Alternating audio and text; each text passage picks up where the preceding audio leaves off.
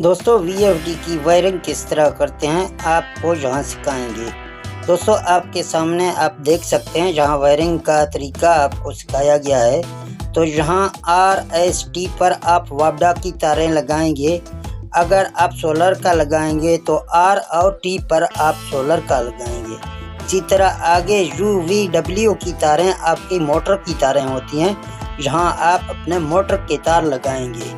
अगर आपका मोटर नया है, आप नया लगा रहे हैं वीएफडी, अगर आपका पानी नहीं निकाले तो आप यहाँ से तार इसका चेंज करेंगे, यानी सुर्ख तार आप W पे लगाएंगे और जर्द तार आप U की जगह पे लगाएंगे। तो इस तरह आपकी मोटर भी पानी निकालेगा।